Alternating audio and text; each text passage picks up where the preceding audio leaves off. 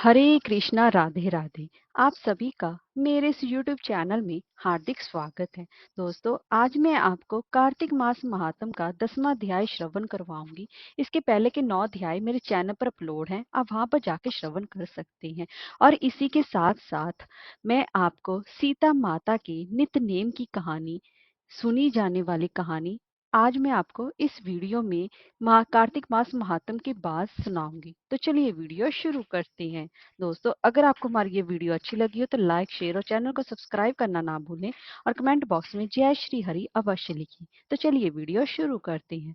दोस्तों, कार्तिक मास महात्म शुरू करने से पहले भगवान श्री कृष्ण जी का मंत्र ओम श्रीम नमः श्री कृष्णाय परिपूर्णतः माय स्वाहा। दोस्तों, ये कोई साधारण मंत्र नहीं है, ये श्री कृष्ण जी का सप्तदत्ताक्षर मंत्र है। अन्य मंत्र शास्त्रीय मान्यताओं के अनुसार 108 बार जाप करने से सिद्ध हो जाते हैं, लेकिन ये महामंत्र 5 लाख जाप करने से ही सिद्ध होता है। जो व्यक्ति ये मंत्र सिद्ध करता है, जो भी वह काम करता है, उसमें उसको सफलता अवश्य ही प्राप्त होती है। इसीलिए इस मंत्र की ज्यादा महत्ता है।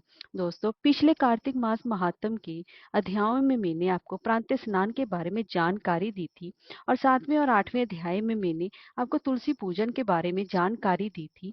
और इसके कार्तिक मास महात्म के 9वें अध्याय में मैंने कल आपको हरि पूजन, भजन, कीर्तन और हरि जागरण के बारे में जानकारी दी थी। तो आज मैं इस वीडियो में आपको दीपदान के बारे में जानकारी दे रही हूँ। तो चलिए शुरू करते हैं।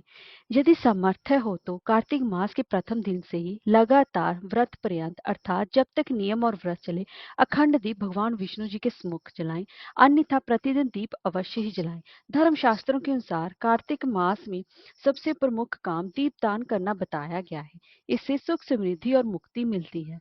कार्तिक महात्म के अनुसार भगवान विष्णु जी ने कुबेर से कहा है कि जो भक्त कार्तिक मास में मेरा पूजन और दीपदान करे, उसे कभी भी धन की कमी मत होने देना। इसीलिए इसका इतना महत्व है। और दीपदान के बारे में अब थोड़ी और आगे जानकारी हम अब कल बात करेंगे। अब हम कार्तिक मास महात्म का 10वां अध्याय शुरू करने से पहले अब तक हम 9वें अध्याय में जान लेते हैं कि एक बार देवराज इंद्र भगवान शिव के दर्शनों के लिए कैलाश पर्वत पर गया और भगवान शिव उसकी परीक्षा लेने के लिए वेश धारण करके बैठ गए। और जिससे कि इंद्र ने क्रोध में आकर उन पर प्रहार करना चाहा, तो इससे भगवान शिव क्रोधित हो गए। तब भगवान बृहस्पति देव ने उनसे प्रार्थना की और क्रोध शांत करने के लिए कहा। तब जाकर भगवान शिव शांत हुए, पर उनके जो तीसरे नेत्र से तेज निकला था। अब हम उसके आगे की कथा श्रवण करते हैं। तो दोस्तों, कार्तिक मास महात्म के अब हम कथा 10वें अध्याय की कथा शुरू करते हैं। तो 10वें अध्याय में तब उसके बाद राजा पृथु बोले, हे ऋषि श्रेष्ठ नारद जी, आपको प्रणाम है। कृपया अब ये बताने की कृपा कीजिए कि जब भगवान शंकर ने अपने मस्तक के तेज को क्षीर सागर में डाला तो उस समय क्या हुआ। तब नारद जी बोले, हे राजन, जब भगवान शंकर ने वह अपना तेज क्षीर सागर में डाल दिया तो उस समय वह शीघ्र ही बालक होकर सागर के संगम पर बैठकर संसार को भय देने वाला रुदन करने लगा। उसके रोने से संपूर्ण जगत व्याकुल हो उठा, लोकपाल भी व्याकुल हो गए, चराचर चलायमान हो गया। तब शंकर सुवन के रुदन से संपूर्ण ब्रह्मांड व्याकुल हो गया। ये देखकर सभी देवता और ऋषि मुनि व्याकुल होकर ब्रह्मा जी की शरण में गए और उन्हें प्रणाम कर उनकी स्तुति करने लगे। उन सभी ने ब्रह्मा जी से कहा, हे पितामह, ये तो बहुत ही विकट परिस्थिति उत्पन्न हो गई है। हे महायोगिन, इसको नष्ट कीजिए। देवताओं के मुख से इस प्रकार सुनकर ब्रह्मा जी सत्य लोक से उतरकर उस बालक को देखने के लिए सागर तट पर आए। सागर ने ब्रह्मा जी को आता देखकर उन्हें प्रणाम किया और बालक को उठाकर उनकी गोद में दे दिया।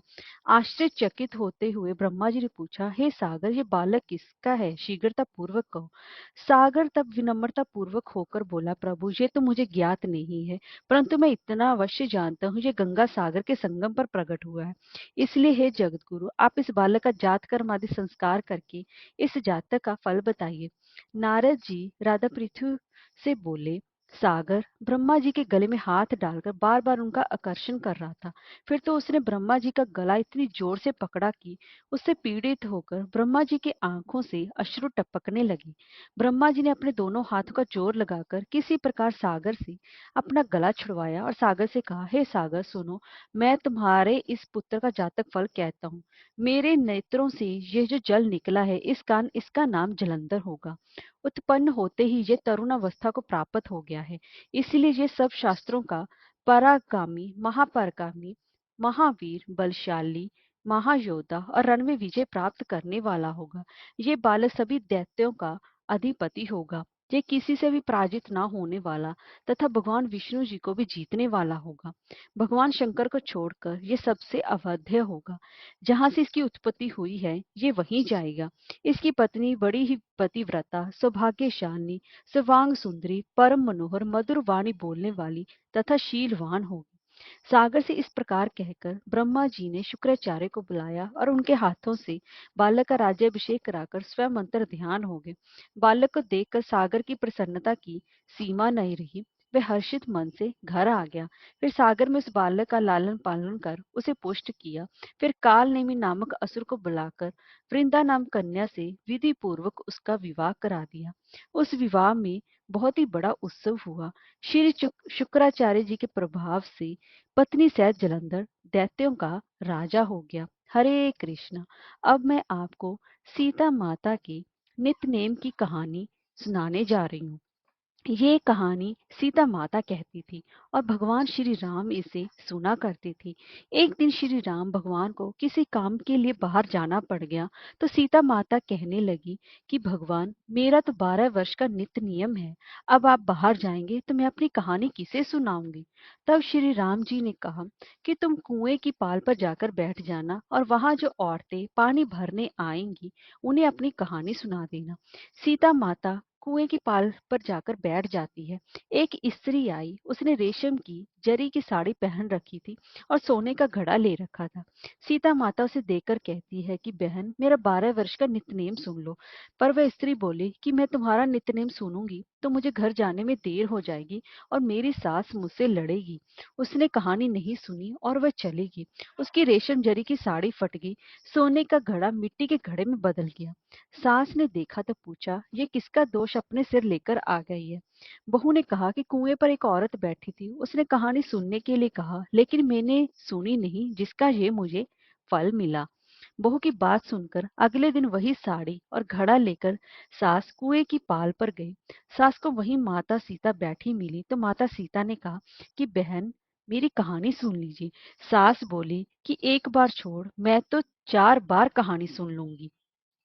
राम आए लक्ष्मण आए, देश के पुजारी आए, नित्य नेम का नेम लाए, आओ राम बैठो राम, तपी रसोई जियो राम, माखन मिश्री खाओ राम, दूध बताशा पियो राम, सूत के पलका मोठो राम, शाल दुशाला पोठो राम, शाल दुशाला ओढ़ो राम, जब बोलू जब राम ही राम, राम सवारे सबके काम, खाली घर भंडार भरेंगे, सबका बेड़ा पार करेंगे, श्री राम जय जय राम।